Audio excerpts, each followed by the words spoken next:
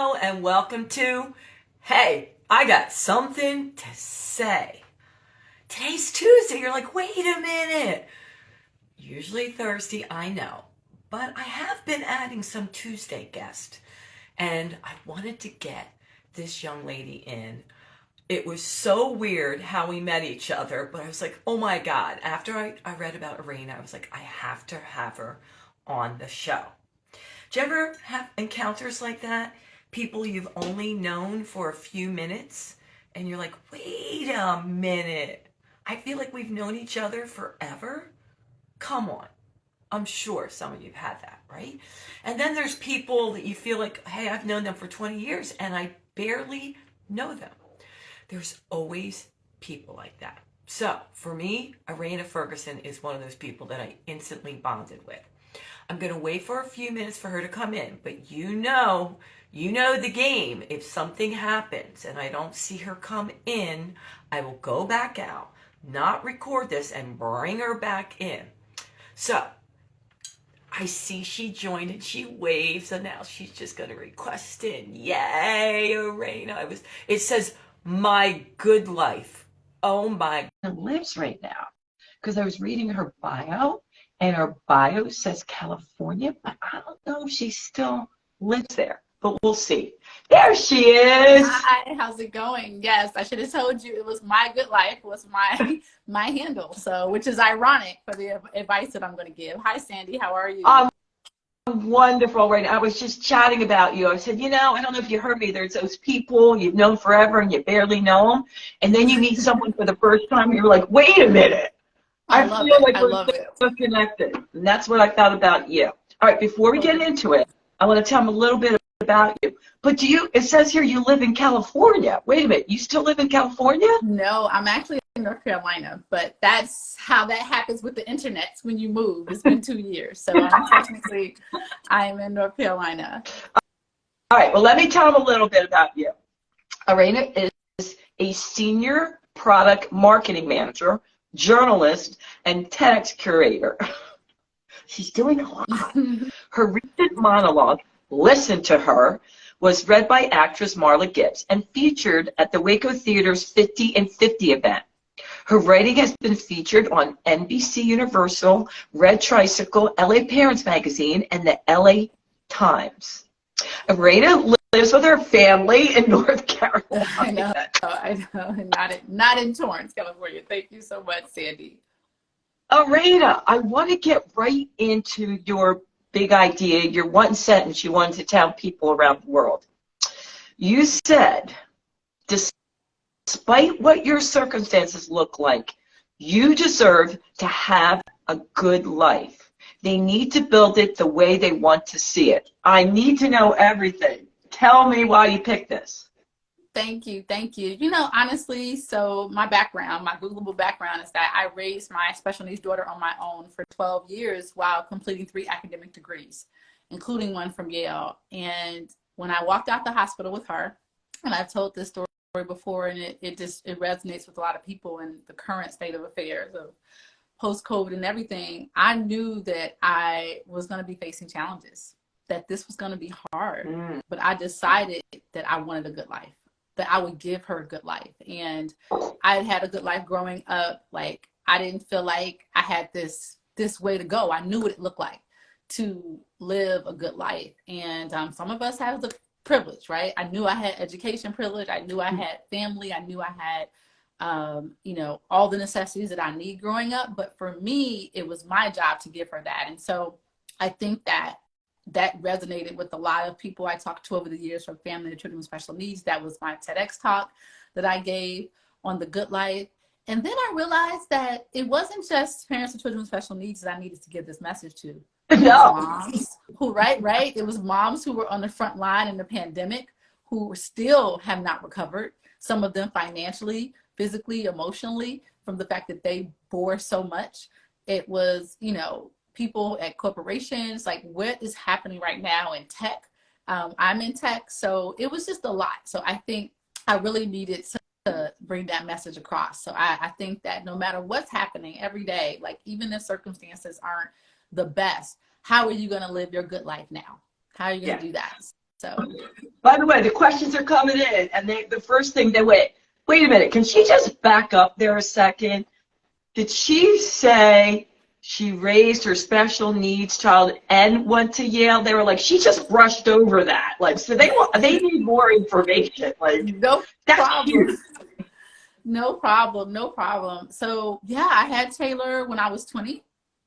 I grew up in the suburbs of Chicago. I raised her on my own. My parents did something very interesting. They had the nerve, because I was the youngest child, they had the nerve that once I went off to college, they moved away to a very fluffy, popular retirement community in Florida called The Villages. They built their home there literally a year before I gave birth to my daughter. They didn't expect for me to get yeah, how dare they? How dare they have a life? How dare they not wait for me to make a pivot? We gonna call it a mistake, a pivot in what my life was. And Yeah. and I did. I decided that I needed to finish undergrad. I stayed in undergrad. My mom came up and helped me with her. I had to make those decisions very intentionally every single week, every day, that I would focus. And so I'll share later, I won't spoil the tips that I will give people on what that actionably looks like over the years. But I did. I finished undergrad, graduated in 2003, walked across the stage. Before I graduated, I took an offer. I signed an offer letter to be a teacher in New York City public schools through a program called NYC Teaching Fellows. I moved to New York City with $1,100 and, stayed there for 2 years. The second year I took off and nannied just to care for her as she got the diagnosis with autism. And then I decided that I wanted to go to grad school full time to be her best advocate. So I applied to Harvard, Northeastern, and Boston College, got a full ride to Boston College thanks to this amazing admissions lady. It was her who told me, change your application to elementary ed instead of high school. And I did that, and the story goes on and on from there. Wanted to do doctoral work eventually, and decided that I needed a more academic master's. It was actually decided for me by some of the admissions team. They felt like, though I wanted to go do doctoral work at Yale, that my master's education from Boston College wasn't academic enough. And so I needed a more academic master's. I went to Yale Divinity as a buffer. And then when I faced the admission staff at Princeton for doctoral work, they were like, your application must be perfection. And I was like, I'm done. I'm done with really the rigor, the intensity of these hoops as I raised this child. So that's a little bit of it. Definitely excited to hear more questions. But yeah, that's how it went. All right, Eraina, we could be here for hours, but days unpacking that. But let's just go back a little bit. You said you had this great life and with your family, and you wanted to give your daughter the same great life you had. Okay, cool. Your parents, darn, they go and move to Florida. You had the kid. I know. Get a life. They just got a life, Right. What did they think of your decision? Like, did they support? It sounds like they supported you the whole way. They supported me the whole way, but to me at the time in my 20s and to my peers, it seemed like I was alone. One thing they did do, my mother's birthday was yesterday. She turned 70 yesterday. Happy birthday, Mom. She still lives in the Villages. One thing she did do was make sure she continued to work so my butt never hit the ground. I was never poor as a single mom raising Taylor because my parents were financially supportive. They sent boxes of Lands' End coats, boots. They made sure that, my rent was paid if I wanted a doorman building. They continued to support me from afar, my dad and my stepmom in Illinois, and my mom and my stepdad in Florida. And so though I did not live with them, though I didn't get some of what other people get, which is like, go live with your mom and then figure it out. Or you get to get, I didn't get that. I didn't get that. I'll see you every month. They never visited New York, and they came to Boston for my graduation, and my mom came to Yale, and she teased and said, this is the last Ivy League graduation I'm going to because my sister went to Brown. She was kind of over graduations at that point. My sister has 2 masters. I have 2 master's degrees. It felt like we were competing. She was done with the competition. but she was there with her pearls on to support. And so my parents were supportive. They were always supportive, but not in the way that some people thought that they should be. I understand that, you know, and so, but they were supportive financially. They worked amazing jobs, which called for them to be working so I can live out my dream. So, yeah. Oh, Eraina, I got to know you more. This is fascinating. You know, it's fascinating, not only the decision you made, but that you were determined to finish school and figure it out, you know? And I get that your mom and dad helped, but that's still a lot. I mean, that's a lot of pressure, a lot. And on top of it, she was special needs, which is more hands-on. I don't know what you do, like just 7 days a week. You probably didn't go out and socialize for sure. Well, that's part of the boundaries. You know, that's part of the boundaries and the decision. You know, when I was in Boston, I have a friend, Nicole, God bless her, better in New York. When I first moved there, she came up and she came to visit to keep Taylor for me for a couple hours. She came to visit for a couple days. She kept Taylor for some hours while I went out. I went out to Harvard Square, hung out with friends. And that was literally the only time in 2 years that I went out after 6 or 7 p.m. And, you know, you talk about COVID and the quarantine. My life was quarantine. Not because I could not get a sitter. Not because I had the wonderful school, Horace Mann School for the Deaf in Boston was great with her. Boston College was amazing. The campus was great. Chestnut Hill was great. I was teaching at the Chestnut Hill School as an intern. I mean, wonderful.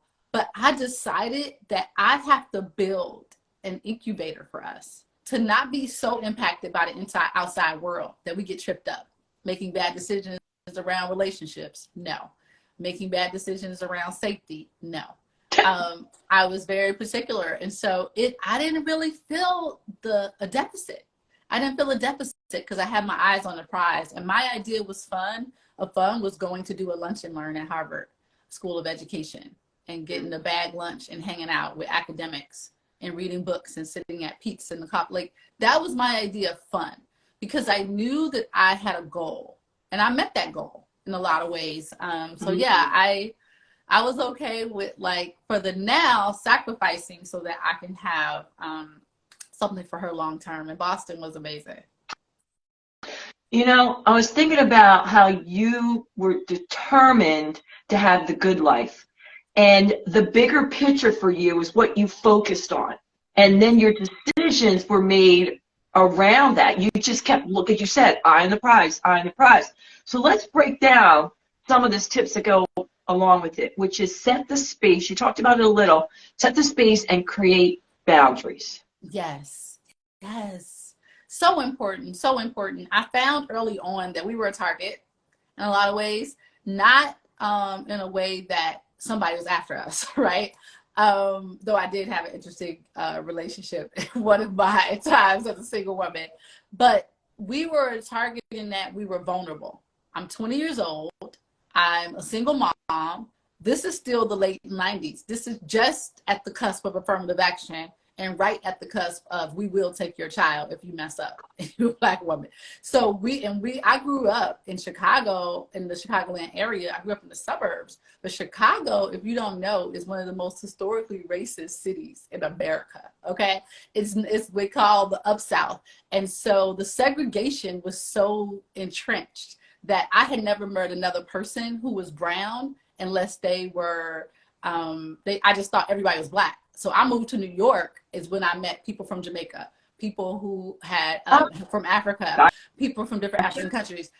We were so segregated. I didn't have a lot of peers of different nationalities. So all that being said, my rubric for making sure I stayed out of trouble and making sure that I kept my circle focused, it went with me to Boston, which is another segregated city. I had to go 2 hours to get my hair done on the train, right? I used to ride the T to see Black people. And my only Black peers, beside a small cohort of graduate students, were the people who were service workers, who were working for the train, and policemen and firemen. So a very interesting place where I knew the difference and the stark difference back then. Like now things have changed a lot, right? The world is different. So when you say boundaries, it was clear to me that I didn't have an option to step left or step right, and that I had to work in excellence, that I had to get A's and B's. So that was part of it. The other part of it was that I learned very early on when I was still in Chicago, in the suburbs, Forest Park, Oak Park, a small town called Maywood that probably no one's ever heard of, that I was actually born there. My apartment was a 2-flat. And I learned even then that I needed to be intentional about not letting certain relationships in my life, not having certain friends that would get me in trouble. You know, I had money from the University of Illinois at Chicago. I had a very lucrative financial aid package, which allowed me to pay my rent in advance, have everything I need, and shop, right? So I didn't want people I didn't want to be a target for that. So I had to be very intentional about my boundaries with people, relationships, male and female groups. So a church, a local club, only organizations that would feed me positively that I just surround myself with. So that has become the rubric through every city I've lived in, to make sure I engage in those relationships. You were so wise beyond your years, for sure. I mean, that is such, I mean, think about it. I mean, that's very mature for a 20-year-old. I mean, maybe like you said, you didn't have a choice. Like, you knew the consequences, but still in awe. So I'm very curious about this one. Seek support to heal old wounds. Yes. What do you mean by that? Second tip. Important. So important. So what I found later in life, right? Taylor is now 23, which means how am I still 25 and she's 23? No, I'm just playing. But anyway, but no, she's like, but Taylor is now 23. And what I found particularly in this last season, this last maybe 5 to 6 years, well, even as far back as jail. So that, you know, and I speak very authentically and try not to cry in this next subject, which is emotion warning. I try not to say trigger warning around mental health and wellness. Like, you know, as a Yale alum, I'm very attached to my community, and we recently lost a student last month to in a mental health crisis around suicide. And so in I think it was not 2010, 2009. I called my mom and I said, I need you to get here now. And she said, okay. And she came and she flew up, and I was so grateful for her flying up. And, you know, she said, you know, what do you need? I said, I just don't know. I'm just not well. Like, I need to make sure that I am taking care of myself. She walked me right into Yale Mental Health Services. And I had my first therapy session. This was back before therapy was popular, back before you talked about therapy. Oh, yeah, you didn't go to therapy back then. Oh, yeah, back then, it's 2009. You know, you're at Yale. You're your second master's. Like, what's wrong? You know, yeah, you're doing it. You know, but I'm also a mom of a special needs child. I also don't go to bed until 10 o'clock, but I wake up at 3 to do my papers. Yeah. I also advocate for her vigorously. And my mom walked me in there. I had the most amazing therapist.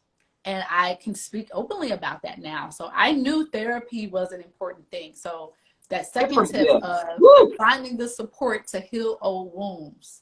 Therapy is so wonderful.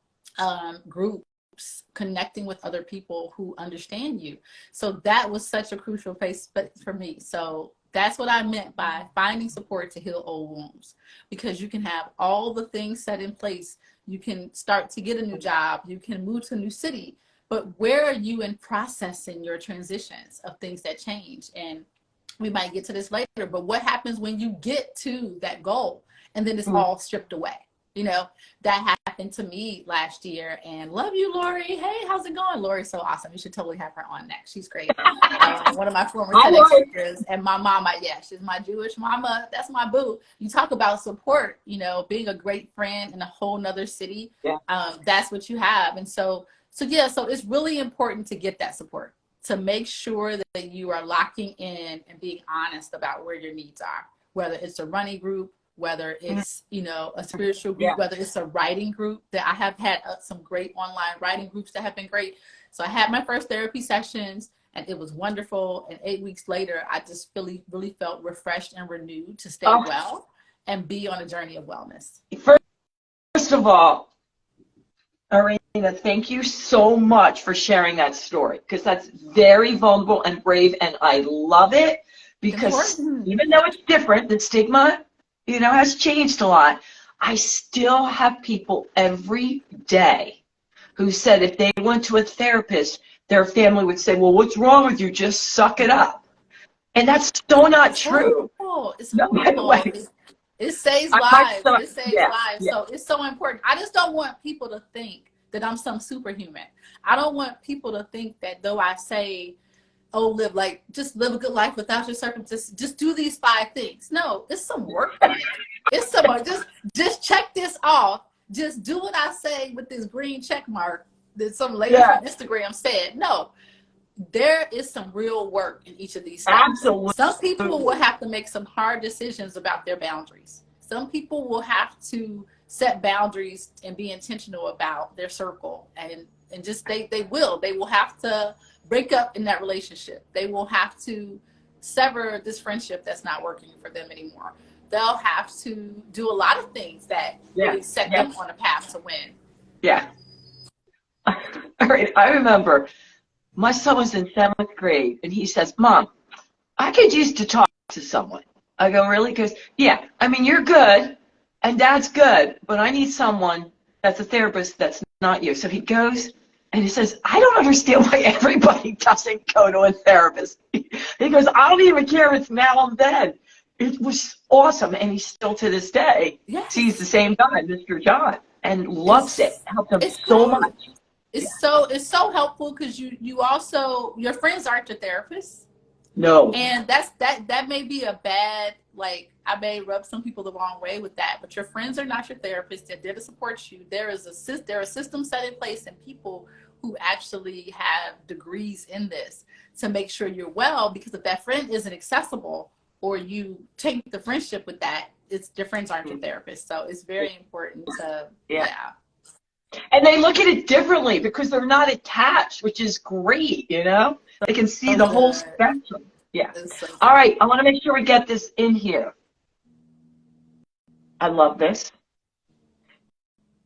Get your bag. Yes, get your bag, sis. Get your bag, bro.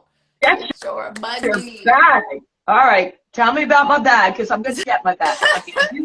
I don't usually like to shop, but I'll get a bag, I had a friend the other day to challenge me. She said, yeah, get my purse. I said, a purse is too small. Get your bag. Get your bag. Now, again, in being well, legally, right? But whether your bag is your career, your job, your project, your consulting, whether you're working at Trader Joe's, Home Depot, or whether you're working a 6-7 figure job in tech, that you want to start a small business, it's not for everyone, right? I really also speak against hustle culture, right? Because hustle culture does not always keep you well. So things that bring you joy, that you can, even monetize, happens to become a bad word because we don't want to make sure that we're not pushing people to do that. But you really want to be intentional about that. Money is helpful. It's a very useful tool. It's a very intentional tool to take breaks, to hire help. You want to be able to financially afford that stuff. And so rather than focusing on things that aren't bringing you that level of clarity in your life, focusing, setting boundaries, getting well. Exactly. Hustle culture is stressful. I do not want people to hustle. I want you to do what you love, and that's going to bring you some amazing joy. And there are different ways and people and coaches to work that out. I'm not telling people, I don't know exactly what your thing is, right? Yeah. But I can tell you this much. It was so useful for me when I got into my career and I'm able to earn more and I'm able to give more. And it was so important for that. And so I find that I had someone come to me who wants to start a business. They want to start a nonprofit. And I'm like, okay, so how's it going to make money? And I'm like, wait, but I just want to help people. Okay, that's great. But how are you going to pay your hosting fees? How are you going to pay your team? How are you going to eat so it's not stressful for your partner? How are you, right? So where is the money coming from in this world that has billions and billions of dollars and access? How can you get a piece of that to make sure you and your family are cared for? How can you get the money and also keep it, right? And save and be intentional? but how are you making money? Because if you're not and you're just doing, that's great, but then people will take and not pay. So it's so many ways to break that down. I would love So to true. answer So questions later true. from the audience, but that is really, honestly, it takes away the stress. So if you have $10,000 in your bank account and you're able to budget, and you know, if you have 100,000 in your bank account, if you're able to do that, you have a lot of people, not everyone, because people with money also have stress, right? But a lot of people are able to alleviate a lot of the issues in their lives and be able to manage it better if they have the financial stability. So I was able to do that. I was able to break into tech and get a 6-figure tech role, and having to pivot. And I took it from the ground up. So I know what I'm saying with going from making 50K and then the next year I'm making 250K. So I know what that's like to quadruple my salary and be intentional about that based on that. So that's a whole nother conversation. But I do feel like it's something to tell people that it may not be now. And it's Right. no I get agree. rich quick scheme. But it is something that if you have a goal to make money, how are your decisions right now aligning with that? There was a young man I mentor like 15 minutes every 2 weeks. I check in with him, and he actually does work for Home Depot. And I said, hey, you're on this track. You can he already took courses in software engineering. You could be a software engineer for them. And sometimes it's just as simple as giving people the next, from this step to the next step and what they should do next. I had a young lady text me who wanted to take a UX design degree with Udacity, the company that I used to work for, where I was able to get my tech certificate, which was a life changer for me. And she asked me a couple questions and she did everything I said. And now she's a product manager at JP Morgan Chase. Simple steps. So I'm saying all that to say that it's possible to get your bag wherever you are every single day and work and enjoy your job, whether you're working in service or whether you're, you know, but I don't want to pressure people to get that there's this one size fits all, but find your money, focus and set boundaries on your life so that you're able to truly, start to live the life you And want. there's so many ways to give, and I'm so glad you said that, because I do know I've even been caught up in like feeling guilty. You know, you should just give back. I'm like, wait a minute, I'm volunteering, giving all this. Yes, there are things I do that I give of my time, but the others, I want to choose where I'm giving my money. Yeah. And you can do both. You totally You know? can. Yeah. And to be paid for your value, to be paid, you know, $500 an hour, $3,000 an hour, Yeah. for people to know know that. So yeah. And it's so important, and we can, especially people that want to give back, you can get sucked into doing a little too much. So I'm so happy that you said create the boundaries, seek support, and get your bag. Get your Take care of bag, not your purse. Not your purse. Oh my God. All right, Ferguson. I loved it. I knew I would. These are so valuable for everyone to hear. But before we go, tell them how they can find you or reach you. Yes. Please reach out to me at My Good Life Now on Instagram. Also, you can find me at in terms of just, you know, my consulting and just opportunities as I connect with small businesses around content on Use Glue, not with an E, USEGLU.com, useglue.com. You can definitely find me there as well. Learn a little bit more about me and Eraina Ferguson, Eraina, can't spell my name, Ferguson on LinkedIn. Look me up. Good And stuff. reach out. Yeah, definitely reach out and connect. Those are the main places you can find me. I really am excited to support and answer questions, and follow me on here for cool updates. I'm working really hard to continue the journey, and it is a journey. The good life is not a destination. It's now.